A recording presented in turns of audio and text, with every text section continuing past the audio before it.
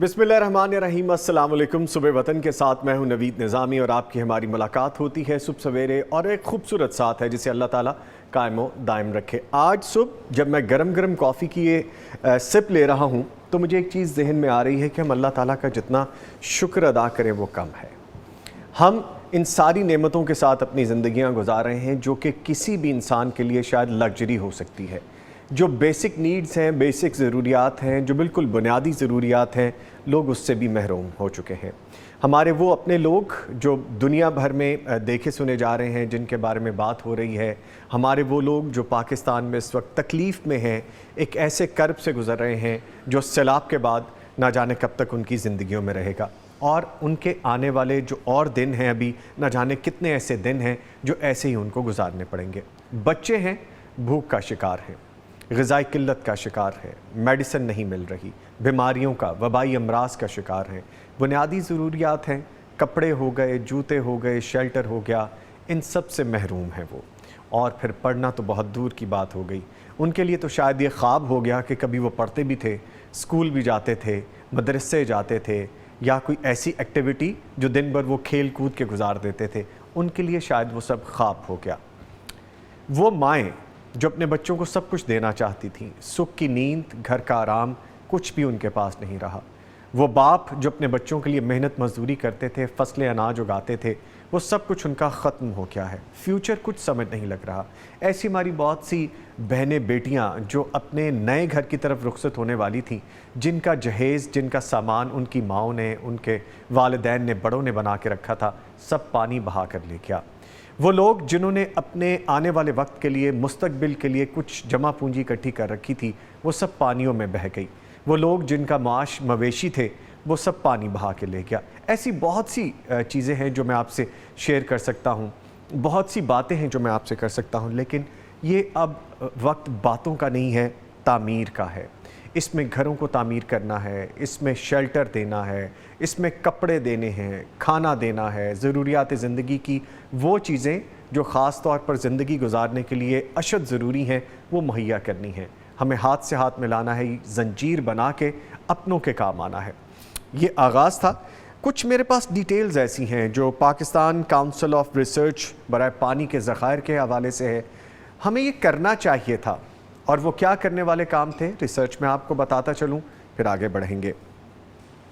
Pakistan council of research बराए पानी के ज़खायर ने 2016 में रिपोर्ट किया था कि पाकिस्तान में 1990 में ही पानी खासा कम हो गया था, जबकि 2005 में किल्लत बहुत बढ़ गई थी। इंडस रिवर सिस्टम अथॉरिटी के मुताबिक पाकिस्तान को 14 करोड़ 50 लाख एकड़ फीट पानी हर साल मौसूल होता है, लेकिन वो सिर्फ 1 करोड़ 37 लाख मिलियन एकड़ फीट पानी ही महफूज करता है। पाकिस्तान को 4 करोड़ मिलियन एकड़ फीट पानी की ज़रूरत है, लेकिन वो 2 करोड़ 90 लाख एकड़ फीट पानी, सैलाब का पानी ज़ाया कर देता है, क्योंकि इसके पास डैम्स की कमी है। पाकिस्तान में एक ज़रई मुल्क है और हमारी GDP का 24% ज़राअत से आता है। 52% अफराद का रोज़गार बराह रास्त या बिल वास्ता तौर पर ज़राअत से मुंसलिक है। हमारी बरामदात का निस्फ़ हिस्सा ज़राअत पर मुनहसर है। अच्छी ज़राअत के लिए 3 चीज़ों की ज़रूरत है: ज़रख़ेज़ ज़मीन, अच्छा मौसम और वाफर पानी। कुदरत ने पाकिस्तान को बहुत अच्छी ज़मीन फराहम की है। पंजाब और सिंध में वसी ज़रई इलाके मौजूद हैं। बलूचिस्तान की ज़मीन फलों के लिए बहुत मौजू है। खैबर पख्तूनख्वा में गन्ना, माल्टा और तंबाकू काश्त होता है। हमारे मुल्क में चारों मौसम हैं, जिनकी वजह से 3 फसलें साल में हासिल की जा सकती हैं। तीसरी अहम चीज़ पानी है। पाकिस्तान में दुनिया का सबसे बड़ा और अहम आबपाशी निज़ाम मौजूद है। पानी का 75% सिर्फ मॉनसून के महीनों यानी जून, जुलाई और अगस्त में आता है, जब शदीद गर्मी से बर्फ़ पिघलती है और शदीद बारिशें होती हैं।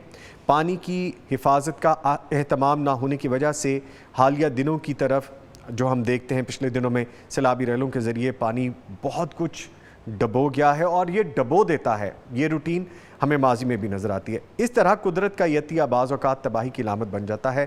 ضرورت اس امر کی ہے کہ اس پانی کو روکا جائے اور جب ضرورت ہو تو اسے فصلوں کو مہیا کیا جائے۔ There is a long list to be go۔ میرے پاس بڑی لمبی لسٹ ہے جس میں سٹیٹسٹکس بتائے گئے ہیں، ڈیٹیلز بتائی گئی ہیں کہ اگر ان پہ کام کر لیا جاتا یا ابھی بھی کر لیا جائے تو مستقبل سیکیور ہو جائے گا۔ جبکہ یہ ریسرچ ہے، تب یہ کہا جا رہا تھا کہ اگر ہم یہ آنے والے دنوں میں نہیں کریں گے تو یہی معاملات ہمیں دیکھنے کو ملیں گے جو ابھی ہم دیکھ رہے ہیں اور بھگت رہے ہیں۔ اللہ تعالی ہمارا حامی و ناصر ہو، اللہ تعالی ہم پہ اپنا رحم کرے، ہماری لغزشوں کوتاہیوں کو معاف کرے۔ اب وقت یہ ہے کہ ایک تو یہ پلاننگ کی ضرورت ہے جسے پڑھے لکھے معاشرے میں کہا جاتا ہے کہ آنے والے وقت کو سوچ کے آپ اگر کچھ کریں تو وہ آپ کے لیے کارآمد اور سود مند ہو سکتا ہے۔ اگر آپ نہ کریں تو پھر آپ یہی کہہ سکتے ہیں کہ یہ ہمارے ساتھ ایک ناگہانی سی صورتحال درپیش ہو گئی، یہ ہمیں خود سوچنا ہے۔ سیکنڈلی، جو ہمارا فارمیٹ ہے پیغام ٹیلی ویژن کا، زمزم ویلفیئر ٹرسٹ نے باقاعدہ آغاز کر رکھا ہے ریلیف آپریشن کے حوالے سے۔ آج ہم دوبارہ سے اسی پہ ہی بات کریں گے کیونکہ اس پہ جتنی بات کی جائے وہ کم ہے، اور یہ اویئرنیس پھیلانے کی ذمہ داری ہے میری، آپ کی اور ہم جیسے جتنے بھی لوگ ہیں کہ وہ دور دور تک اس بات کو پہنچائیں اور کوشش یہ کریں کہ سب مل کے پریکٹیکلی کچھ کر سکے۔ گھروں کی تعمیر ہے، آغاز ہم کر چکے ہیں زمزم ویلفیئر ٹرسٹ کا جو ریلیف آپریشن، خاص طور پہ ہم نے ایک سیٹ اپ بنا دیا ہے جس میں ہم ان بے گھر لوگوں کے لیے کام کرنا شروع کر چکے ہیں جن کے سر پہ سائبان نہیں رہا۔ اس پہ مزید بہت سی بات کریں گے، ہمارا آج کا ٹاپک بھی یہ ہے۔ پروگرام کا آغاز کرتے ہوئے آپ کو بتاؤں کہ ہمارا فارمیٹ ہے تلاوت قرآن کریم سے ہم آغاز کرتے ہیں، وظائف بتاتے ہیں، کم وقت میں زیادہ ثواب کمانے کے لیے مفتی صاحب ہمارے ساتھ موجود ہوتے ہیں، پیکیجز بتاتے ہیں، آپ کے جو سوالات ہیں وہ شامل کیے جائیں گے۔ آج کی بات میں ریلیف ورک برائے سیلاب متاثرین کے حوالے سے ہی ہم ذکر کریں گے اور فیلڈ میں جو ہمارے ساتھی موجود ہیں ان سے بھی گفتگو کریں گے، سٹیٹسٹکس جانیں گے کہ ہم کیا کیا کر چکے ہیں، آنے والے دنوں کے لیے ہم نے کیا پلاننگ کی ہے، اور ریلیف کے کام کے لیے جو لوگ ابھی تک سڑکوں پہ بیٹھے ہیں ان کے لیے کیا کرنا ہے۔ حمد شامل کیے جاتے ہیں اور جادو جنات کے جو سوالات ہیں وہ بھی آج اس سیگمنٹ میں آخر میں ہم شامل کریں گے۔ اسٹوڈیوز میں جو معزز مہمان موجود ہیں ان کا تعارف کرواتا چلوں۔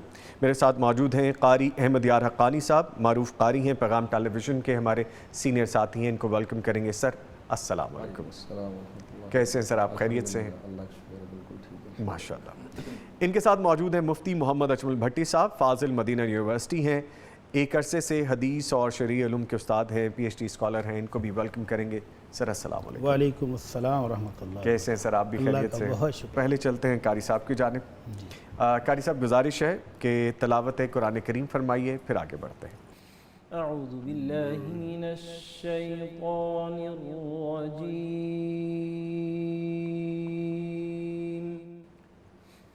بسم اللہ الرحمن الرحیم۔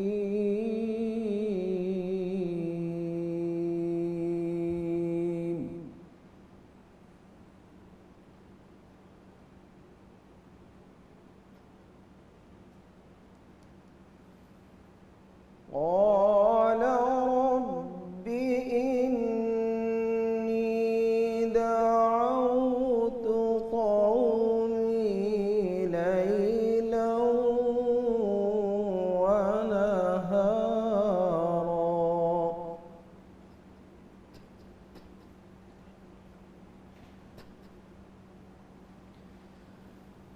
فلم يزدهم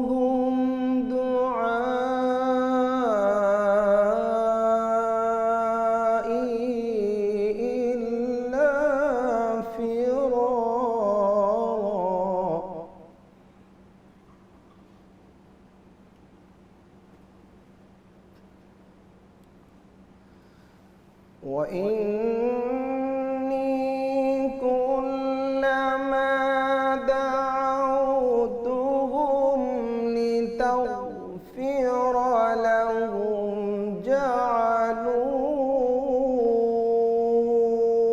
أصابعهم في آذانهم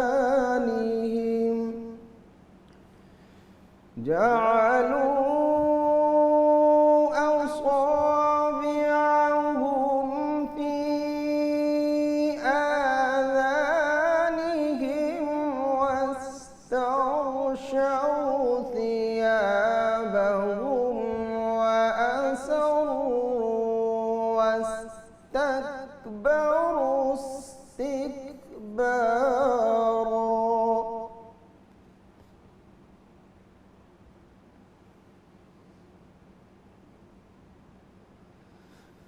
ثم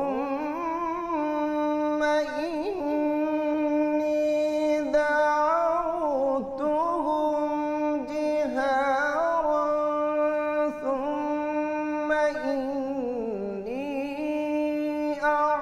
أعلنت لهم وأسررت لهم إسرارا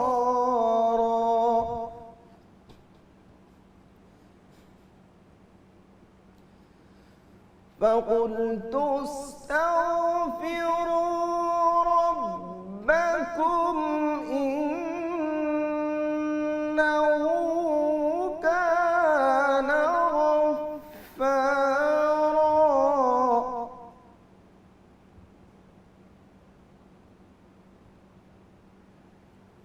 فقلت استغفروا ربكم إنه كان غفارا يرسل السماء عليكم مدرارا ويمددكم بأموال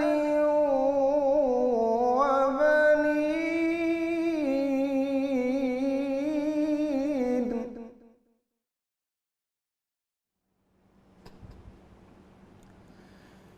يرسل السماء عليكم مدرارا ويمددكم بأموال وبنين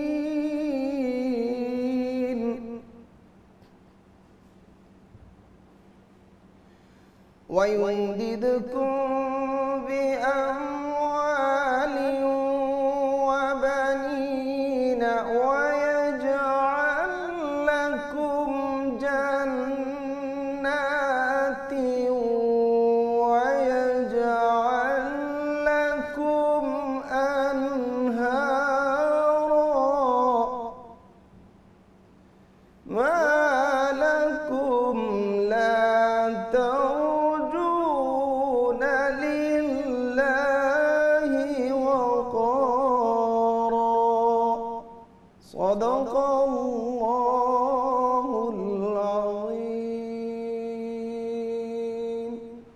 माशाल्लाह जज़ाकल्लाह कारी साहब, अल्लाह ताला आपको जज़ाए खैर अता फरमाए। और तिलावत कुरान करीम सुनने के बाद एक जो फ़ील आती है आपके अंदर, एक ठहराव सा आता है, एक सुकून सा उतरता है अंदर। अल्लाह ताला आपको जज़ाए खैर अता फरमाए। बड़ी साहब, सर बातें तो बहुत सी हैं करने वाली। मैं पहले आपसे गुजारिश ये करूँगा कि आज का जो पैकेज है वो क्या बताने वाले हैं, वो बताइए, फिर बढ़ते हैं आगे। बिस्मिल्लाहिर्रहमानिर्रहीम अल्हम्दुलिल्लाहि रब्बिल आलमीन वस्सलातु वस्सलामु अला अशरफिल अंबिया वल मुरसलीन अम्मा बाद। निज़ामी साहब, पैकेज अल्लाह रब्बुल इज़्ज़त ने जो मोमिनों के लिए तैयार किया हुआ है जी, वो ऐसा शानदार है कि ख़ुद इमामुल अंबिया मुहम्मदुर रसूलुल्लाह सल्लल्लाहु अलैहि वसल्लम फरमाते हैं कि वो अर्श वाला ख़ुद कह रहा है कि मैंने जो पैकेज अपने मोमिन बंदों के लिए तैयार किया है वो किसी को मैंने दिखाया ही नहीं, ना कोई कान ने सुना, ना किसी आँख ने देखा, और ना ही किसी मुसव्वर के दिल में उसकी तस्वीर कशी हो सकती है, मुमकिन ही नहीं है जी। अब खुश नसीब वो हैं जो उस पैकेज को लेने में कामयाब हो गए, और बदनसीब वो हैं जो उससे महरूम हो गए। और अल्लाह के नबी सल्लल्लाहु अलैहि वसल्लम मेरे और आपके पीरो मुर्शिद उस पैकेज के उसूल के लिए दिन रात अपने सहाबा को तरगीब दिलाया करते थे। अभी आज हम एक हदीस पढ़ रहे थे कि नबी रहमत सल्लल्लाहु अलैहि वसल्लम घर से बाहर तशरीफ़ लाए नमाज़ पढ़ाने के लिए, तो सहाबा कराम हंस रहे थे, मुस्कुरा रहे थे। तो आपने फरमाया कि अगर तुम्हें वो चीज़ें पता चल जाएं जो मुझे पता हैं, یعنی جو معرفت اللہ نے مجھے دی ہے، جنت دکھائی ہے، جہنم کے مناظر خوفناک دکھائے ہیں، اللہ نے مومنوں کے لیے کیا کیا نعمتیں تیار کی ہیں، وہ کیا خوبصورت نظارے تھے، اور جو اللہ نے اپنے نافرمانوں کے لیے عذاب تیار کیے ہیں وہ کتنے دہشتناک خوفناک ہیں، وہ بھی اگر تمہیں وہ سارا پتہ چل جائے تو تم رونا زیادہ شروع کر دو اور تمہاری ہنسی کم پڑ جائے۔ تو اس پیکج کے حصول کے لیے اللہ کے رسول صلی اللہ علیہ وسلم نے امت کو کون کون سے شاندار طریقے بتائے ہیں، ان میں سے ایک خوبصورت طریقہ آج بتانا ہے، اور وہ طریقہ کیا ہے کہ اللہ کے رسول صلی اللہ علیہ وسلم کا حجرہ مبارک ہے، رات کا وقت ہے، اور ام المومنین عائشہ رضی اللہ تعالی عنہا، ہم سب کی والدہ محترمہ، وہ کہتی میری آنکھ کھلی تو مجھے محسوس ہوا کہ میرے محبوب میرے مصطفیٰ بستر پر نہیں ہیں۔ تو رات میں وہ لائٹیں ہوتی نہیں تھی، اندھیرے میں ہاتھ سے ٹٹولا تو محسوس ہوا کہ ان کی محبوب ہستی بستر پر نہیں ہے، تو پھر کہاں ہیں؟ تو کہتے ہیں اندھیرے میں ایسے ہاتھ سے ٹٹولتے مجھے آپ کے قدم مبارک پر میرے ہاتھ لگے، تو قدم ایسے کھڑے تھے، تو احساس ہو گیا کہ آپ سجدے کی حالت میں ہیں۔ تو کہتی ہیں پھر میں نے کان لگائے کہ آپ سجدے میں کیا پڑھ رہے ہیں، اپنے رب سے کیا مانگ رہے ہیں؟ تو نبی رحمت صلی اللہ علیہ وسلم سجدے میں سر مبارک رکھے اپنے مالک سے جو التجا کر رہے تھے، وہی التجا آج کا عمل اور وظیفہ ہے۔ اللہم اعوذ برضاک من سخطک وبمعافاتک من عقوبتک واعوذ بک منک لا احصی ثناء علیک انت کما اثنیت علی نفسک۔ اللہ کے رسول صلی اللہ علیہ وسلم چپکے سے رات کے اندھیرے میں سجدے میں سر رکھ کے اپنے رب سے جو التجا کر رہے ہیں، اصل میں وہ امت کو بتایا ہے کہ اپنے رب سے اس طرح گریہ زاری کرنی ہے کہ جب سارے لوگ آرام کر رہے ہوں، سوئے ہوں، رات کا اندھیرا ہو، کوئی دیکھنے والا بھی نہ ہو، تو پورے خلوص کے ساتھ اپنے رب کے سامنے سجدہ ریز ہو جاؤ، اور اس سے کہنا کیا ہے؟ اللہم اعوذ برضاک من سخطک۔ اللہ زندگی میں کبھی کوئی مجھ سے ایسا عمل ہو جائے کہ تو مجھ سے ناراض ہو جائے، تو اللہ میں تیری ناراضگی سے تیری ہی رضا کی پناہ میں آتا ہوں۔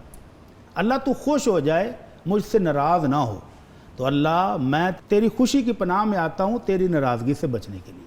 وَبِمُعَافَاتِكَ مِنْ عُقُوبَتِكَ، اللہ تیری سزا اور تیری پکڑ سے میں بچنے کے لیے اللہ تیری درگزر، تیری بخشش، تیری معافی کی پناہ میں آتا ہوں۔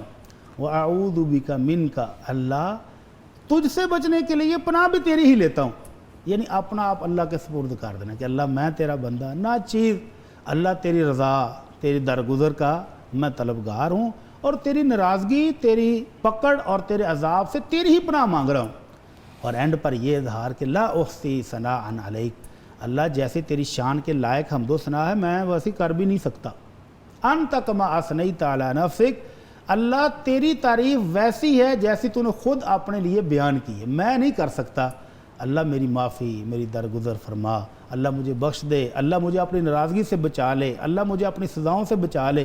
تو یہ دعا رحمت عالم سجدے میں کر رہے ہیں، تو اس کی اہمیت کا اندازہ لگا لیں بے شک کہ وہ ہستی جن کا جنت میں ایک ایسا محل تیار ہو چکا ہے جو کسی اور نبی اور رسول کو بھی نصیب نہیں، جن کو اللہ رب العالمین نے پہلے سے کہہ دیا کہ میرے مصطفیٰ اگر کوئی کمی کوتاہی ہو بھی گئی، ہونی نہیں، ہو بھی گئی تو پیشگی معاف ہے۔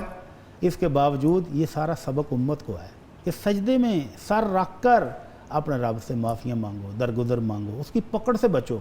اگر اس کی پکڑ آ جائے تو پھر بچتا کچھ نہیں ہے، کوئی دفاع نہیں ہے، کوئی سکورٹی نہیں ہے۔ اس لیے اس کی ناراضگی سے بھی بچو، اس کی سزا سے بھی بچو، اور اس کی حمد و ثنا کرتے رہو، اور اس کی درگزر اور بخشش طلب کرتے رہو۔ ٹھیک ہے، تو یہ آج کی دعا بہت خوبصورت، اس کو یاد کرنا چاہیے، اور اپنے سجدوں میں پڑھیں، اپنی نمازوں میں پڑھیں، اپنی دعاؤں کا اس کو مستقل حصہ بنا لیں، اور پھر جب وہ مالک راضی ہو جائے تو پھر انہیں ستے خیران ہے، وہ راضی تو پھر سب راضی، پھر سارے پیکج آپ کے۔ اللہم اعوذ برضاک من سخطک وبمعافاتک من عقوبتک واعوذ بک منک لا احصی ثناء علیک انت کما اثنیت علی نفسک۔ ٹھیک ہے بڑی صاحب، بہت شکریہ، آپ نے رپیٹ بھی کر دیا۔ سر آغاز کرتے ہیں۔ بسم اللہ۔ ایک بیوہ عدت میں ہے اور اسی دوران اس کی والدہ وفات پا جاتی ہے، کیا وہ عدت کے دوران اپنے میکے کا چکر لگا سکتی ہے؟ اللہ المستعان۔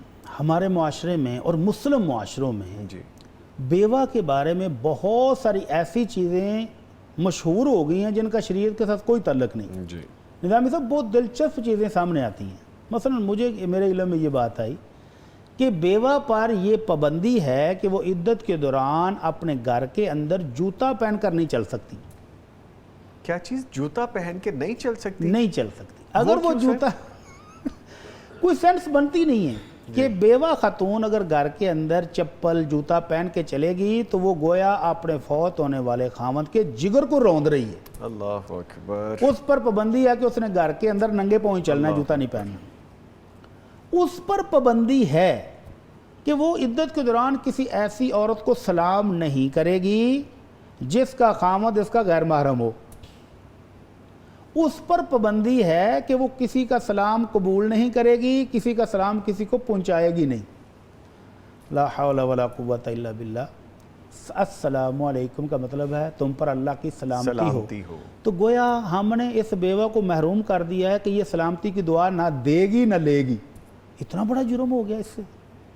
تو یہ وہ چیزیں ہیں جو معاشرے میں ایسے ہی خام خواہ مشہور ہو گئی.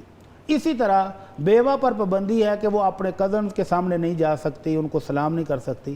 پردے کا حکم تو بیوہ ہونے سے پہلے بھی یہی تھا. رشتہ دار آئے ہیں شائستگی کے ساتھ ادب و آداب کا لحاظ کرتے ہوئے, پردے میں رہتے ہوئے رشتہ داروں کو ملنا سلام کرنا, اس کی تو پہلے بھی اجازت تھی, اب بھی ہے. اس پر پابندی ہم نے لگا دی کہ یہ عدت کے دوران گھر سے باہر نہیں نکل سکتی.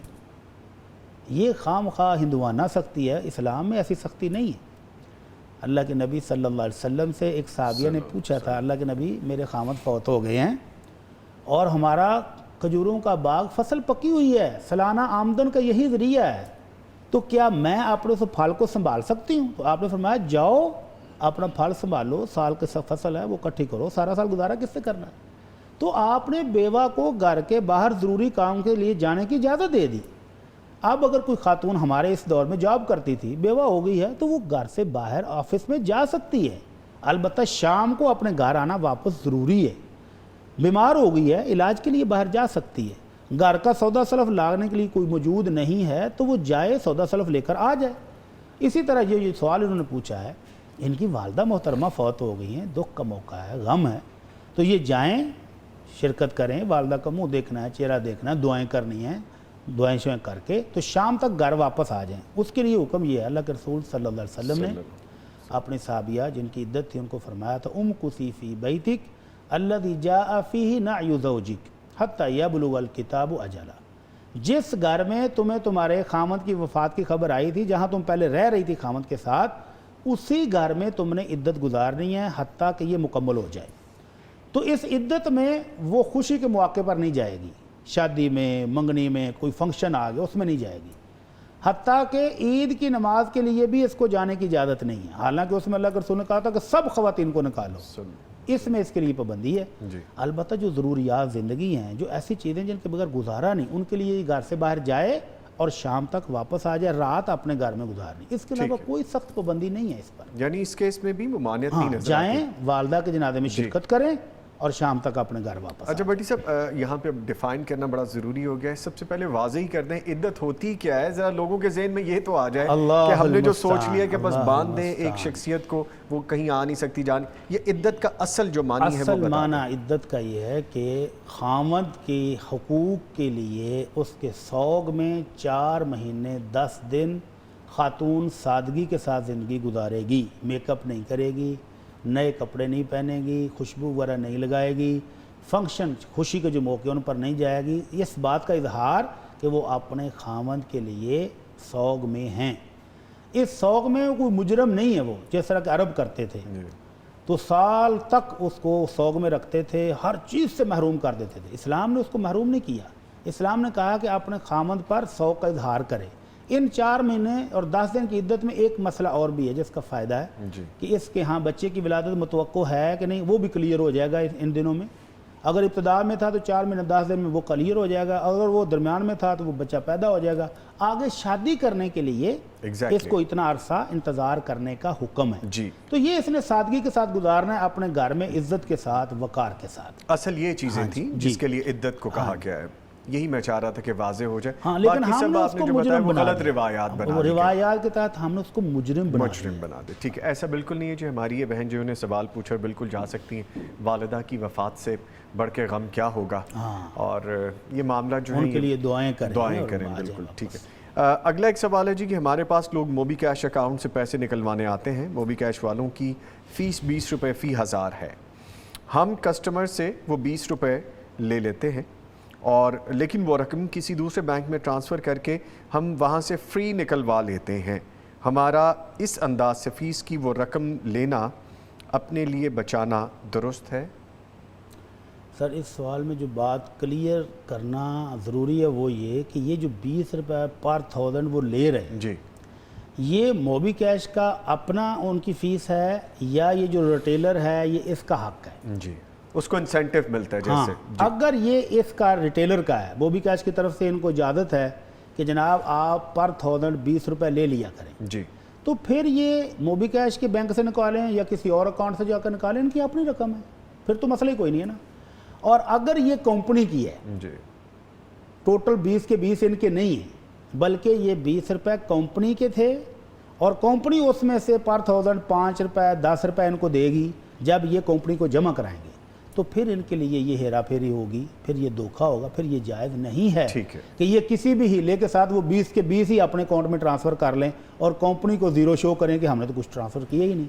तो फिर ये धोखा है और इस्लाम धोखा दही की इजाज़त नहीं देता। Well defined. अच्छा सर, वैसे भी इसमें जो चीज़ समझ में आती है, अगर ये कंपनी ले तो कंपनी ने जो चार्जेस रखे हैं उसको लिए बगैर तो वो छोड़ने वाली नहीं है हाँ जी, रिटेलर को। बिल्कुल। तो यहाँ पे शायद हो सकता है कि हम इसके बारे में प्रॉपर नहीं जानते, जी। ये जान लें, पता कर लें कि जी वो उसको जो इंसेंटिव मिलना है वो दुकानदार का ही है। बट दैट मेक सेंस कि अगर कंपनी ने वो फीस रखी हुई है तो वो लिए बगैर तो नहीं छोड़ने वाली। तो यहाँ से और अगर ये अगर कंपनी ने कहा हुआ है कि ये रिटेलर का है, रिटेलर का तो फिर वो कैश में लें, अपने किसी अकाउंट में ट्रांसफ़र करें, कहीं और से जाकर निकलवाएं, फिर तो उनके अपना वाया मसला टू है। वे, सिंगल वे, थ्री वे, हाँ, कहीं से भी फिर बोले उनको मसला ही कोई नहीं। फ़र्क नहीं पड़ता। ठीक जी, प्लीज़। कि जैसे ये जायज़ कैश की बात कर रहे हैं, मेरा ख्याल में कंपनी वालों की तरफ से ना कोई नहीं है उस पर पाबंदी। जी, यानी जब आप ट्रांसफ़र करते हैं या मंगवाते हैं तो जितने पैसे आपके अकाउंट में आए हैं आपने आगे ट्रांसफ़र किए हैं वो उतने ही जाते हैं। तो ये जब किसी से लेने के लिए जाते हैं ना, उस वक्त जो है ना वो बंदा लेता है कि मैंने ये लेने, हालांकि उसके अकाउंट में उतने ही ट्रांसफ़र हुए, तो वो निकाल के देने या अपनी जेब से देने के लिए ना वो अपनी तरफ से ये एक फ़ीस मेरे ख्याल में वो लागू ठीक है। करता अच्छा है। कारी साहब, आपकी इस बात से एक और चीज़ भी ज़हन में आती है, कोई भी कंपनी बगैर इंसेंटिव के बिजनेस क्यों करेगी? अगर उसको कुछ मिल नहीं रहा होगा तो वो फ्री फैसिलिटी क्यों देगी? नहीं, उसको तो मिल रहा है ना, जब उसका एक जायज़ कैश अकाउंट उसका एक यूज़ हो रही है, एक जी। चीज़ ऐप चल रही है, उसको उसके बेनिफिट मिल रहे हैं, ठीक है। तो उससे लोग फ़ायदा उठा रहे हैं। उसमें जितने पैसे, जैसे बैंक है जी, तो बैंक में क्या होता है, बैंक के भी में चार्जेस होते हैं, बगैर charges चार्जेस होते के हैं। नहीं तो अब करता। उसमें जो है ना, मिसाल के तौर पे वो एक जैसे कार्ड बना लेते हैं जायज़ कैश का, तो उससे लोग निकलवा लेते हैं। जैसे बैंक का कार्ड है उससे लोग निकलवा लेते हैं। तो उसमें जैसे ये जो आम है ना कि हम 1000 रुपये के पीछे 20 रुपये लेते हैं, वो कोई ऐसा नहीं है। चले बारह, ये बगैर एक डिबेट है, हम इसमें नहीं पढ़ते, लेकिन इसका पता कर लें तो अगर बेहतर वो है, जैसे आपने रिटेलर कहा। इस बात की फीस ले रहा है कि मैं आपको ये सहूलत दे रहा हूँ और ये सहूलत मैं तब दूंगा जब आप पर 1000 मुझे 20 रुपये देंगे, तो फिर ये उसकी अपनी सर्विस चार्जेस। ठीक है, ये ठीक है, सर्विस ठीक फिर है, भी ऐसे ही। ठीक है। ठीक है। सर आगे पूछा कि मेरे शौहर की तबीयत बहुत गुस्सैली है, बात बात पर गुस्सा हो जाते हैं, गालियां तक देते हैं। वैसे माशाल्लाह दीन की समझ बूझ भी ठीक है, मैं क्या करूं कि उन्हें गुस्सा कंट्रोल करने पर कायल कर सकूं? अल्लाह अकबर, दीन की समझ बूझ भी है और गालियां देते हैं। गालियाँ भी देते हैं, ये दो मुतजाद चीज़ें हो हाँ गई। जी, नबी रहमत सल्लल्लाहु अलैहि वसल्लम ने तो फरमाया था, सिबाबुल मुस्लिम फुसूक, मुसलमान भाई को बहन को गाली देना ये तो बहुत बड़ा जुर्म है। जी, तो इन मोहतरमा को हम ये गुजारिश करते हैं कि जिस दिन मियाँ साहब का मूड ठीक हो, अच्छे फ्रेश मूड में हों, कोई चाय का मग्गा दें उनको, कोई फ्रूट काट के उनके सामने रखें और खुशगवार मूड में बातें करते करते, दीन की समझ है ना, जी, तो अल्लाह के नबी के कुछ फरमान उनको याद दिला दें।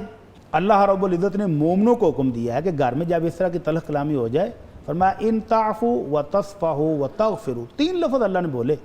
अगर तुम माफ़ कर दो, अगर तुम दरगुजर करो, अगर तुम बिल्कुल भूल ही जाओ कि इससे कोई गलती हुई है, बिल्कुल बख्श दो, फ़इन्नल्लाह गफ़ूरुर रहीम, तो अल्लाह भी बहुत बख्शने वाला, बहुत रहम करने वाला है। तो मियाँ साहब को ये आयत पढ़ कर सुनाएं कि अल्लाह देखो ये कहता है, बीवी हूँ, گھر میں کچھ ہو جاتی تلخ کلامی، کوئی میرے سے کمی ہو جائے تو درگزر سے کام لینا چاہیے۔ جی ایک موقع پر نبی کریم صلی اللہ علیہ وسلم سے ایک صحابی نے پوچھا تھا، اللہ کے رسول میں اپنے خادم کو کتنی بار معاف کروں؟ جی یعنی وہ غلطی کرتا ہے تو پھر غصہ آتا ہے، پھر میں اس کو مار بھی پڑتا ہوں، تو کتنی بار معاف کروں؟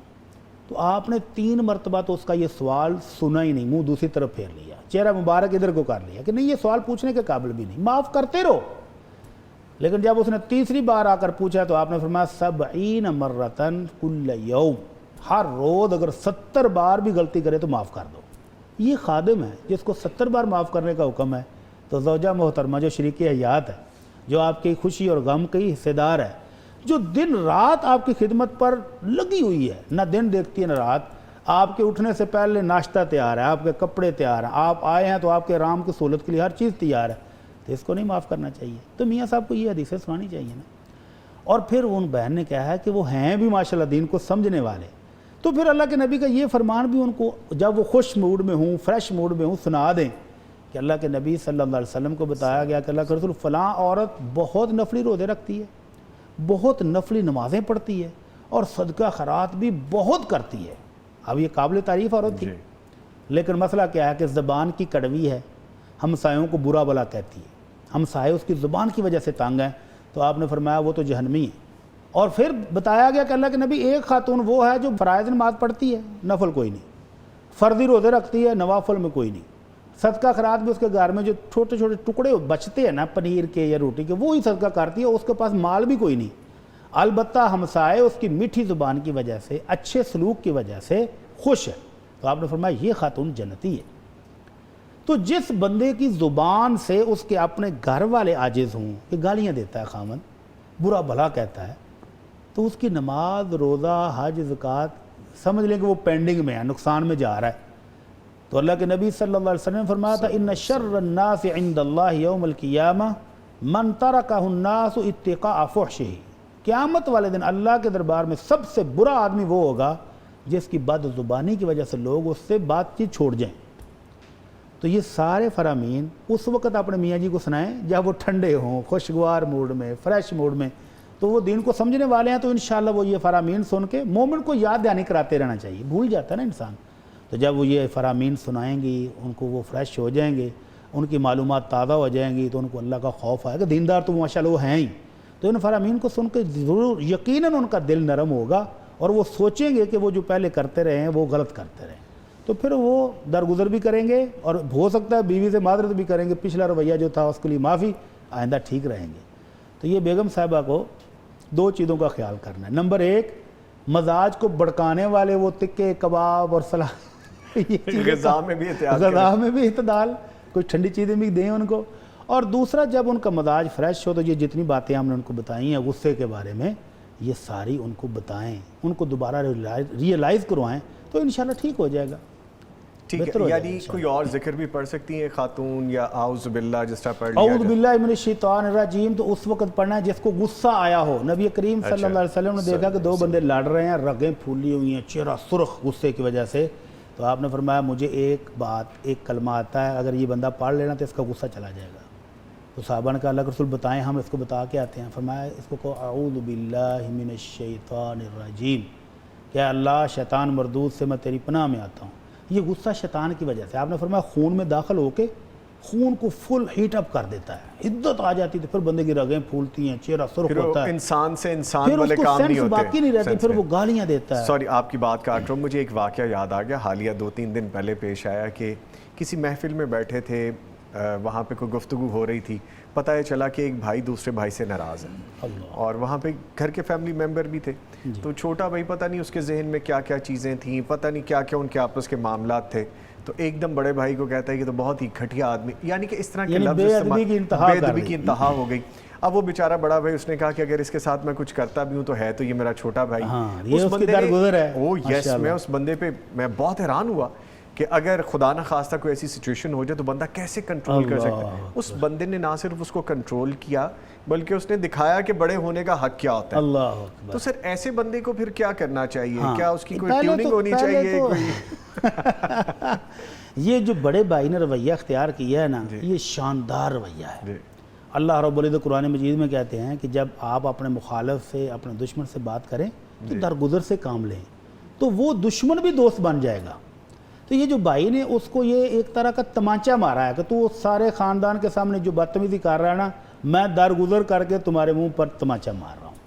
تو وہ سوچے گا ضرور کہ یار میں نے اتنی بدتمیزی کی اور میرے بڑے بھائی نے کتنا درگزر کیا ہے.